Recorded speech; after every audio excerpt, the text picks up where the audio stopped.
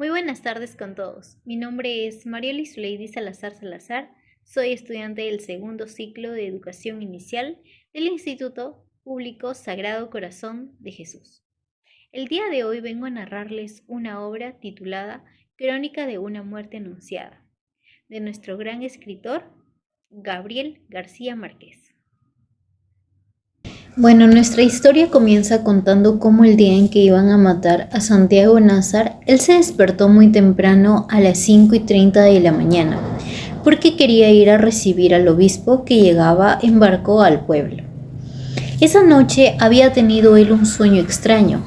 Soñó que caminaba por un bosque de árboles mientras caía una llovizna suave y lenta, y en el sueño él se sentía feliz. Pero al despertar sintió una sensación muy desagradable, como si estuviera cubierto de excremento de pájaros. Su mamá, quien era la señora Plácida Linero, años después recordó ese sueño y dijo que Santiago siempre soñaba con árboles. Ella tenía una fama de interpretar sueños muy buena, pero esta vez no vio ninguna señal de peligro, ni tampoco entendió lo que esos sueños significaban o anunciaban. Santiago tampoco sospechó nada, ya que había dormido poco por la fiesta de bodas que había sido el día anterior, y se sentía realmente muy cansado, con mucho dolor de cabeza y un mal sabor de boca. Pero creyó que todo esto se debía a la borrachera y también a la amanecida. Las personas que lo recuerdan, esa mañana lo vieron pues bastante tranquilo, sabían que era un chico adormilado, pero de buen humor. Él incluso repetía que ese día era un día hermoso, aunque después muchos no se ponían de acuerdo sobre cómo realmente había estado el día.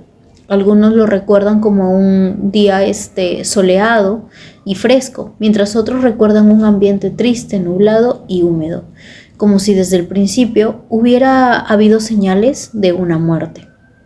El narrador cuenta también que él estaba descansando en casa de quien era María Alejandrina Cervantes, cuando de repente escuchó las campanas del pueblo y creyó que sonaban por la llegada anunciada del obispo. Santiago en ese momento se vistió completamente de blanco, rápidamente con ropa de lino sin almidón, igual que el día anterior en la boda. Normalmente los lunes iba a trabajar en la hacienda de ganado que heredó de su padre. Y también usaba ropa de montar, armas, porque le gustaban mucho, también los caballos y la cacería. Tenía varias armas en su casa y sabía usarlas perfectamente, gracias a las enseñanzas de su padre, quien era don Ibrahim Nazar. Sin embargo, ese día dejó la pistola descargada antes de salir. Él y su familia tenían mucho cuidado siempre con las armas, porque ya una vez cuando él había sido niño, pues ocurrió un accidente terrible. Una pistola de ellas se disparó sola y la bala atravesó varias paredes hasta destruir una imagen de un santo en la iglesia. Esa experiencia pues marcó mucho a Santiago y es por ello donde tenía bastante cuidado. La última vez que su madre lo vio fue cuando él entró a su cuarto buscando una pastilla de aspirina, justamente porque tenía migraña. Él le contó el sueño que había tenido, pero ella no le dio mucha importancia y le dijo que soñar con pájaros significaba que pues era para una buena salud. Después lo recordó vestido de blanco y perfecto, como si se hubiera congelado en su memoria. Ella lo amaba mucho y años más tarde seguía destruida tras su muerte. También se nos describe a Santiago que era un joven de 21 años, el cual era delgado, pálido, de rasgos árabes que había sido heredado de su padre. Aunque sus padres nunca fueron realmente felices juntos, él sí parecía bastante feliz. Había heredado de su madre el instinto y de su padre el amor por las armas, los caballos y las aves de caza. También era una persona alegre, tranquila y también muy generoso. Su madre se sorprendió esa mañana de verlo vestido de blanco, porque era lunes, pero él explicó que quería besarle las manos al obispo, ya que le tenía mucho respeto, y si tenía esa oportunidad no la iba a desaprovechar. Ella respondió con profundo desprecio porque sabía que el obispo nunca se bajaba del barco y despreciaba también al pueblo.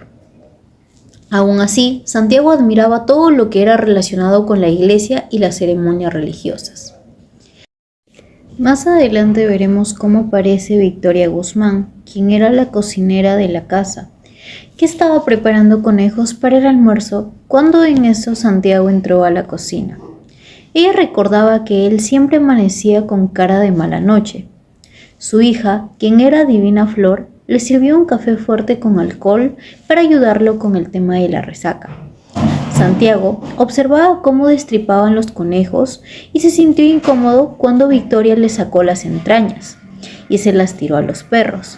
Le dijo que no fuera tan salvaje y que imaginara que se trataba de un ser humano. Más adelante Victoria entendería que esas palabras parecían ser una especie de anuncio de lo que le iba a pasar a él mismo. Victoria odiaba un poco a Santiago, porque el padre de él la había seducido cuando ella era joven y luego la había abandonado. Además, sabía que Santiago tenía intenciones parecidas con Divina Flor, quien le tenía miedo porque sentía que estaba destinada a terminar como su madre. Esa mañana, cuando Santiago le agarró la muñeca, ella sintió su mano fría, como mano de muerto. Lo más impactante es que tanto Victoria como Divina Flor ya sabían que lo estaban esperando para matarlo, porque una mujer se los había contado temprano, pero ninguna le avisó. Victoria creyó que eran rumores de borrachos y en el fondo también quería que lo mataran. La casa de Santiago era originalmente un antiguo depósito junto al puerto de su padre que había convertido en vivienda.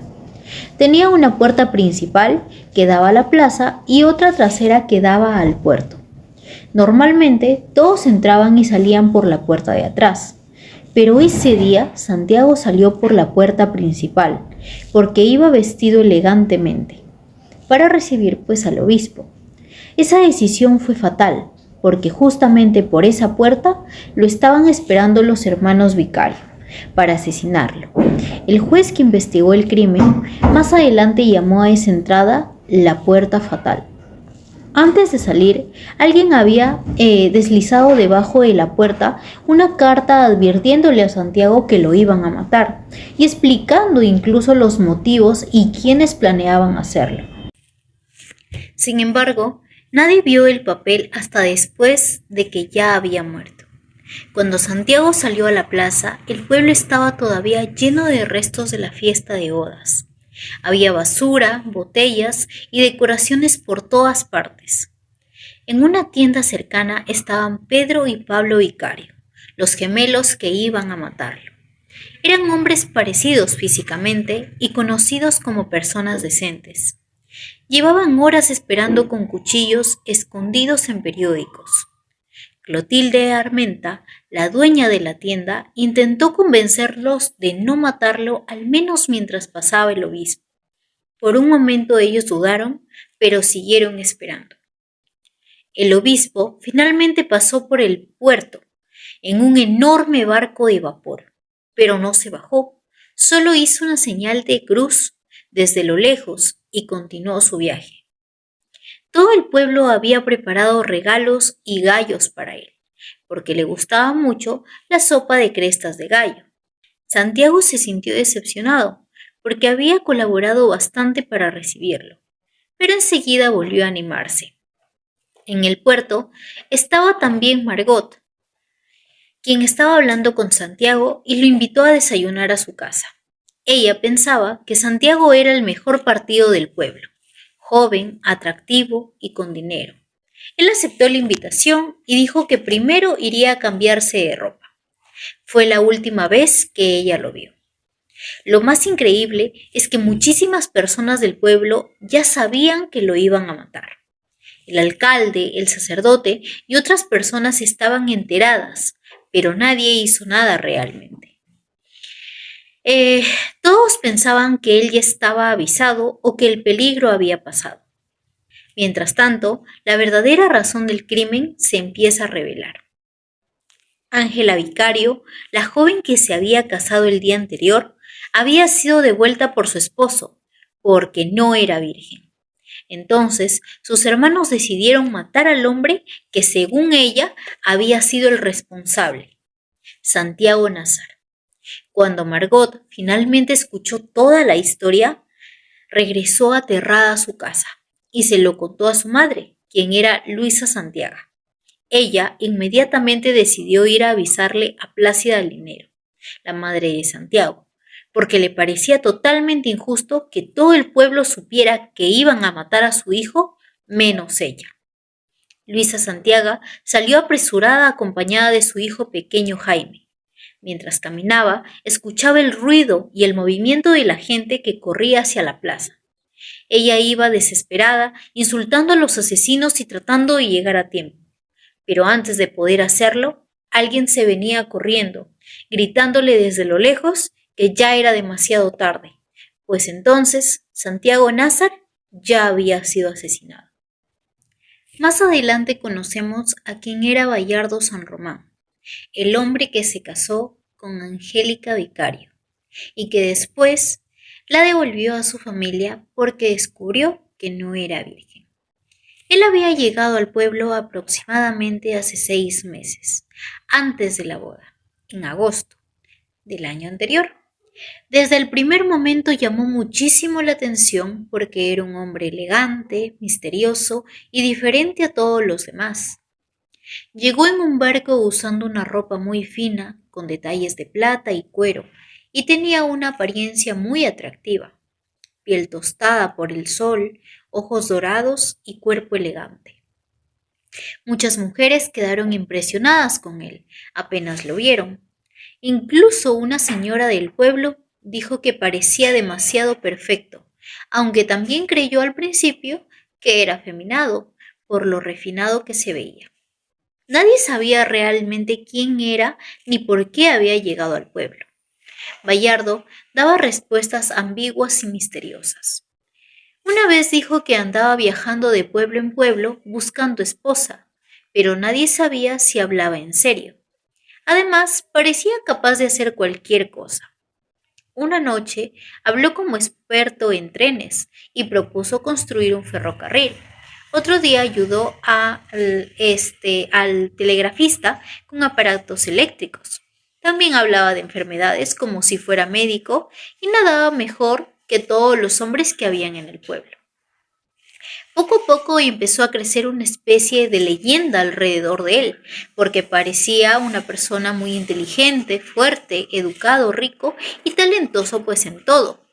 La gente comenzó a admirarlo muchísimo y muchos decían que parecía nadar en oro, porque daba la impresión de tener dinero infinito. Sin embargo, aunque todos admiraban, también había algo inquietante en él.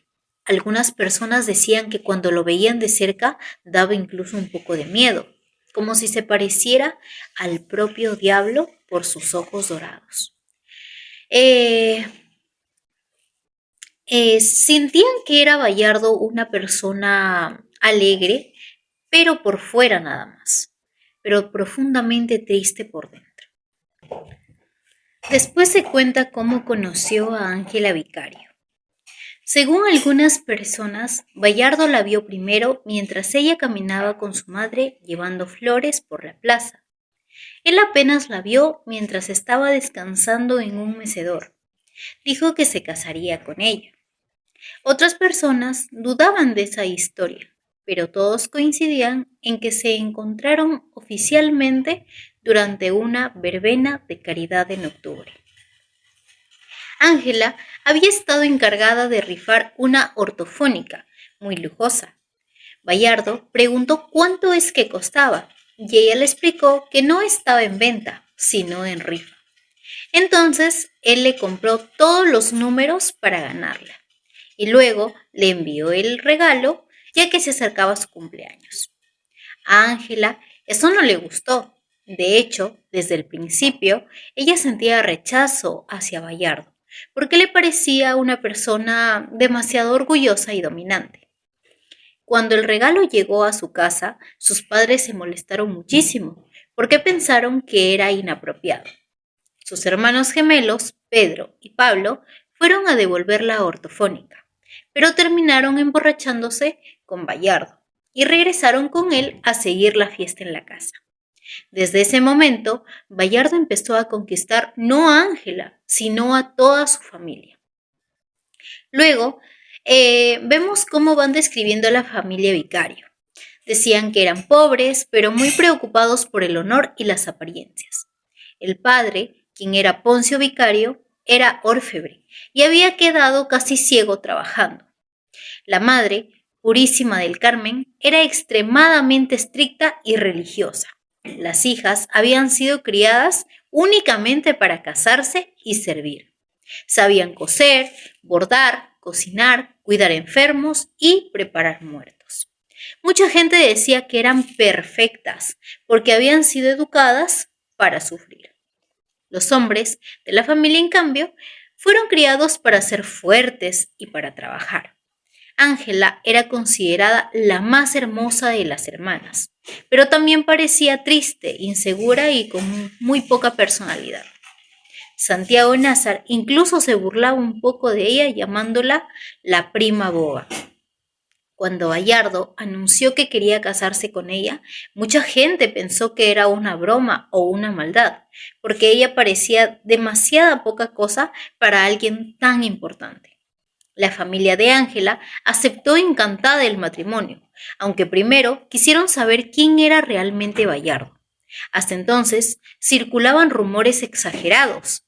Algunos decían que había sido militar, otros que era un prófugo, otros que había encontrado tesoros escondidos, pero acabar con todos los rumores era casi imposible.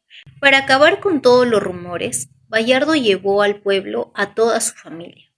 Llegaron en un automóvil oficial causando sensación. Su madre era una mujer hermosísima de Curazao y sus hermanas parecían modelos. Pero el más impresionante era su padre, el general Petronio San Román, un héroe famoso de las guerras civiles y una figura muy importante del gobierno. Conservador, cuando el pueblo vio quién era su padre, todos entendieron que Bayardo tenía muchísimo poder y prestigio. A pesar de eso, Ángela no quería casarse con él. Ella misma dijo que Bayardo le parecía demasiado hombre para ella. Además, él nunca intentó enamorarla realmente, más bien sedujo a toda su familia con dinero, encanto y con poder. Sus padres prácticamente la obligaron a aceptar el matrimonio porque pensaban que una familia pobre no podía rechazar semejante oportunidad. Cuando Ángela insinuó que no lo amaba, su madre pues le respondió una frase muy importante. También el amor se aprende. Esa frase refleja cómo en esa sociedad importaban más las apariencias, el honor y la conveniencia que los sentimientos reales de una persona. Durante el noviazgo, Bayardo seguía demostrando su riqueza y su obsesión por conseguir todo lo que quería. Un día, Ángela mencionó que la casa más bonita del pueblo era la del viudo de Sius, una casa enorme y hermosa frente al paisaje de las ciénagas. Esa misma noche Bayardo fue a comprársela al viudo. El hombre no quería venderla porque la casa estaba llena de recuerdos de su esposa ya fallecida y para él tenía un enorme valor sentimental. Pero Bayardo insistió tanto hasta ofrecerle una cantidad absurda de dinero, 10,000 pesos en efectivo. Finalmente, el viudo terminó vendiéndola, aunque quedó destruido emocionalmente.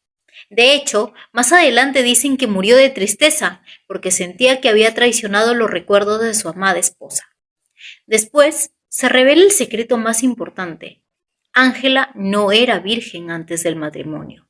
Ella estaba aterrorizada porque sabía que eso podía destruirla. Incluso pensó en contarle la verdad a su madre o suicidarse, pero sus amigas la convencieron de engañar a Bayardo. Le enseñaron trucos para fingir virginidad durante la noche de bodas y para manchar la sábana con sangre falsa, ya que en esa sociedad la virginidad femenina era considerado algo sagrado y el honor de toda la familia dependía de ello. La boda se convirtió en el evento más grande y exagerado que había habido en el pueblo. Llegaron invitados importantes, regalos lujosos, músicos, bailarines y había muchísimo alcohol. Bayardo gastaba dinero sin medida y quería que todo fuera enorme y espectacular. Incluso le regalaron un automóvil con su nombre grabado. La casa humilde de los Vicario tuvo que ser arreglada y ampliada para poder recibir a tantísima gente. Sin embargo, desde el inicio hubo señales extrañas. Bayardo llegó 2 horas tarde a buscar a Ángela el día de la boda, y ella dijo que casi se alegraba pensando que tal vez no aparecería. Aún así, terminó casándose usando velo y vestido blanco, aunque sabía que no era virgen, algo que después muchos consideraron una falta gravísima. Durante toda la fiesta, Santiago Nazar estuvo presente y se comportó con total normalidad. Nadie notó nada raro en él, ni tampoco sospechó el secreto que más adelante Ángela le atribuiría. Santiago disfrutaba muchísimo de las fiestas y se pasó calculando cuánto dinero costaba toda la boda. Incluso comentó que el color de las flores le recordaba a la muerte, algo que después se va a volver simbólico porque al día siguiente él moriría. La fiesta terminó muy tarde. Después de seguir bailando y tomando, Bayardo se llevó finalmente a Ángela a la casa que había comprado. Parecía el esposo perfecto y feliz, pero todo se destruyó esa misma noche. Ya de madrugada, la mamá de Ángela escuchó golpes suaves en la puerta. Cuando abrió, encontró a Bayardo parado afuera con ropa desordenada y una expresión devastada. Ángela estaba detrás de él, golpeada emocionalmente, con el vestido roto y cubierta apenas con una toalla. Bayardo no hizo escándalo, solo la devolvió con mucha tristeza y le dijo a la madre: «Gracias por todo, madre. Usted es una santa». Después de eso, Purísima del Carmen golpeó brutalmente a Ángela durante horas hasta que confesó quién había sido el hombre responsable de quitarle la virginidad. Ese nombre fue el de Santiago Nazar, y esa acusación desencadenó toda la tragedia que terminaría con su asesinato. La muerte de Santiago Nazar no terminó con el crimen, porque después vino una de las partes más crueles, la autopsia. Como el doctor Dionisio Iguarán no estaba en el pueblo, el coronel Lázaro Aponte ordenó que el padre Carmen Amador realizara el procedimiento. Aunque había estudiado medicina, no tenía experiencia suficiente y la autopsia terminó siendo una verdadera masacre. El cuerpo fue abierto en la escuela pública con herramientas improvisadas, mientras el pueblo seguía conmocionado por lo ocurrido. Descubrieron que Santiago había recibido numerosas heridas mortales en el hígado, el estómago, los intestinos y otros órganos. Cuando devolvieron el cuerpo a la familia, ya casi no conservaba nada de la apariencia que tenía en vida, y tuvieron que enterrarlo rápidamente porque empezaba a descomponerse. La casa permanecía llena de olor y de desorden. El olor de la muerte alteraba a los perros, que no dejaban de aullar y trataban de acercársele al cadáver, hasta que Plácida Linero ordenó matarlos. Poco a poco el cuerpo de Santiago comenzó a deteriorarse. Las heridas despedían líquidos, aparecieron manchas en su piel y su rostro perdió la tranquilidad que tenía antes. Todo el pueblo quedó marcado por aquel olor insoportable que parecía perseguirlos incluso después del entierro. Los hermanos Vicario fueron encerrados en la cárcel mientras las autoridades decidían qué hacer con ellos. Aunque al principio sentían orgullo por haber cumplido con lo que consideraban su deber o honor, pronto empezaron a sufrir las consecuencias. Pedro Vicario padecía dolores intensos y no podía dormir y sentía que el crimen se repetía cada vez que cerraba los ojos.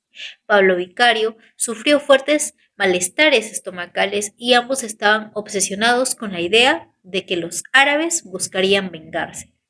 Sin embargo, la comunidad árabe no reaccionó con violencia porque eran personas pacíficas y respetadas en el pueblo. La familia Vicario abandonó el lugar en secreto para evitar problemas mayores. Con el tiempo, Pablo Vicario se casó con Prudencia Cotés y trabajó como orfebre, mientras Pedro regresó al ejército y desapareció durante una misión militar. La muerte de Santiago siguió afectando a todos, pero quien parecía haber quedado más destruido era Bayardo San Román. Después de devolverla a Ángela Vicario la noche de bodas, Bayardo se encerró solo en su casa y se refugió en el alcohol. Pasó días enteros bebiendo hasta quedar inconsciente. Cuando finalmente lo encontraron, estaba completamente abandonado y en un estado lamentable. Su familia llegó vestida de luto para llevárselo lejos del pueblo, mientras todos lo miraban con compasión como si fuera otra víctima más de la tragedia. Con los años, Ángela Vicario cambió profundamente. Lo que empezó como vergüenza y sufrimiento terminó convirtiéndose en un amor obsesivo hacia Bayardo San Román. Descubrió que nunca había dejado de pensar en él y comenzó a escribirle cartas constantemente. Al principio eran mensajes sencillos, pero luego se volvieron cartas llenas de amor, dolor, rabia y desesperación. Pasaron los años, ella siguió escribiéndole sin recibir jamás una respuesta, aferrándose únicamente a la esperanza de que él las leyera. Ángela pasó gran parte de su vida esperando mientras bordaba frente al mar y aparentaba tranquilidad. Seguía pensando en Bayardo todos los días, hasta que muchos años después él apareció de repente en la puerta de su casa. Ya estaba envejecido, más gordo y cansado, pero seguía siendo el mismo hombre. Llevaba consigo dos maletas, una con su ropa y otra llena de todas las cartas que Ángela le había escrito durante años. Las había guardado cuidadosamente, ordenadas por fecha, pero sin abrir ninguna. Durante mucho tiempo, el pueblo siguió viviendo atrapado en el recuerdo de aquella mañana. Nadie podía olvidar cómo desde antes del amanecer el destino parecía haber comenzado a cerrarse alrededor de Santiago Nazar, sin que él mismo pudiera darse cuenta. Todos hablaban de lo mismo, repetían los mismos hechos, las mismas coincidencias absurdas, tratando de entender en qué momento exacto hubiera podido evitarse esta tragedia. Pero mientras más intentaban encontrar una explicación, más evidente se volvía que cada persona había quedado atrapada en una especie de culpa silenciosa. Muchos cargaron aquel recuerdo como una condena. Algunos quedaron marcados para siempre, incapaces de olvidar los cuchillos, los gritos y la sangre. Hortensia Baute, que ni siquiera había visto el crimen, terminó perdiendo la razón solamente por la impresión de imaginar los cuchillos ensangrentados. Flora Miguel, la novia de Santiago Nazar, huyó consumida por el despecho y la humillación. Aura Villeros enfermó para siempre del miedo y la impresión que le causó la noticia. Don Rogelio de la Flor, que había salido apenas a mirar lo que ocurría frente a la casa, quedó tan estremecido al ver cómo destrozaban a Santiago Nazar que ya nunca volvió a recuperarse. Incluso Plácida Linero, su madre, quedó atrapada en un remordimiento imposible de borrar. Haber cerrado la puerta justamente en el instante en que su hijo intentaba entrar para salvarse. 12 días después del crimen llegó el juez encargado de investigar lo ocurrido. Era un hombre joven, recién graduado, apasionado por la literatura y profundamente impresionado por el caso que le había tocado resolver. Mientras revisaba testimonios y escuchaba las declaraciones, parecía más confundido que todos los demás, porque ninguna pieza encajaba del todo. El pueblo entero acudía desesperado a contar lo que sabía, como si cada persona necesitara demostrar que había estado presente en aquella tragedia inevitable. Entre montañas de documentos abandonados y húmedos en el Palacio de Justicia de Riohacha, allí se descubrieron las anotaciones del juez, escritas con tintas rojas, en los márgenes de las páginas, como si incluso él hubiera terminado atrapado por el misterio de aquella muerte. Lo que más lo desconcertaba era no haber encontrado jamás una prueba verdadera que incriminara a Santiago Nazar. Nadie podía asegurar con certeza que realmente hubiera sido él el culpable de la deshonra de Ángela Vicario. Aún así, Ángela jamás cambió su versión. Frente al juez, fría e imperturbable, sostuvo que Santiago Nasser había sido su autor, pero nunca explicó cómo, cuándo ni dónde ocurrió aquellos hechos. Esa falta de pruebas terminó aumentando todavía más el desconcierto de todos. Aquella mañana él caminaba tranquilo por el puerto junto a Cristo Bedoya, hablando con naturalidad como alguien incapaz de imaginar el peligro que lo rodeaba. Muchas personas lo vieron pasar y pensaron que el problema ya se había solucionado. Algunos creyeron que los hermanos Vicario no serían capaces de matarlo. Otros simplemente no tuvieron el valor para advertirle. Indalecio Pardo, por ejemplo, lo encontró caminando entre la multitud y quiso avisarle, pero el miedo lo paralizó. Apenas logró darle una palmada en el hombro antes de dejarlo seguir. Otros observaban a Santiago Nasser con una extraña sensación, como si ya fuera un hombre condenado. Había quienes aseguraban que la gente se apartaba a su alrededor, dejando un espacio vacío mientras él avanzaba sin sospechar nada. Yamil fue de los pocos que sí decidió actuar. Al enterarse de las amenazas, salió a buscarlo para advertirle, pero dudó demasiado tiempo, pensando que quizás todo era un simple rumor. Cuando finalmente intentó alcanzarlo, Santiago ya se había alejado junto a Cristo Bedoya. Cristo Bedoya entonces comenzó a buscarlo por todo el pueblo. Entró incluso en la casa de Santiago, donde encontró a Divina Flor y Victoria Guzmán, quienes le aseguraron que él no había regresado. Entonces, para corroborar eso, subió hasta el dormitorio y encontró la cama intacta, su ropa en su lugar y el revólver guardado en la gaveta.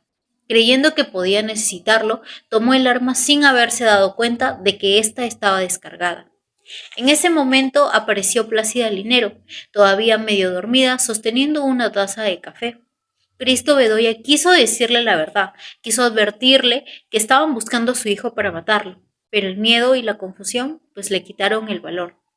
Terminó entonces marchándose sin dar explicaciones, dejando atrás la última oportunidad tal vez que tenía de salvarlo. Mientras tanto, los hermanos Vicarios seguían esperando frente a la tienda de Clotilde Armenta, casi deseando que alguien los detuviera. Gritaban públicamente sus intenciones, mostraban sus cuchillos, buscaban que alguna autoridad interviniera, pero nadie lograba impedirlo. Incluso el coronel Aponte, después de enterarse nuevamente de lo que ocurría, perdió tiempo entrando al club social para confirmar una partida de dominó antes de actuar. Santiago, sin saber todavía toda la verdad, llegó entonces a la casa de Flora Miguel. Ella, consumida por los celos y la rabia, creyó que iban a obligarlo a casarse con Ángela Vicario. Cuando lo vio entrar, le arrojó el cofre de las cartas que él le había escrito durante años y le deseó la muerte con furia. Santiago quedó completamente desconcertado, no entendía qué estaba realmente ocurriendo. Mientras recogía las cartas, desparramadas por el suelo, Nair Miguel, el padre de Flora, comprendió finalmente que él ignoraba todo lo que estaba ocurriendo. Fue entonces cuando le reveló que los hermanos Vicario, lo estaban esperando para matarlo. La noticia dejó a Santiago completamente perdido, su rostro se volvió pálido y confundido, y Miguel incluso le ofreció esconderlo en la casa o prestarle un rifle para que él pudiera defenderse. Pero él apenas alcanzó a murmurar que no entendía realmente nada de lo que estaba pasando. Parecía incapaz de aceptar lo que estaba ocurriendo. Cuando salió nuevamente a la plaza, el pueblo entero lo observaba. Todos sabían que iba a morir y todos lo veían caminar desorientado entre los gritos de la multitud. Unos le indicaban un camino, otros le decían otro distinto. Total es que Santiago daba vueltas confundido, sin saber hacia dónde correr. Finalmente decidió dirigirse a su casa y fue entonces cuando los hermanos Vicario avanzaron hacia él. Clotilde es ahí en ese momento desesperada, donde grita que corra. Santiago reaccionó y echó a correr hacia la puerta principal de su casa, que estaba a pocos metros, pero en ese mismo instante desde adentro, su madre, Plácida Linero, vio a los hermanos acercarse con cuchillos en la mano y creyó que querían entrar para matar a su hijo dentro de la casa, sin ver que Santiago venía corriendo hacia la entrada. Entonces se volvió para enfrentar solo a los dos hermanos Vicario. Pedro Vicario fue el primero en atacarlo. Santiago intentó detener el cuchillo con la mano y la hoja le atravesó la palma antes de hundirse en su cuerpo. El grito de dolor estremeció toda la plaza.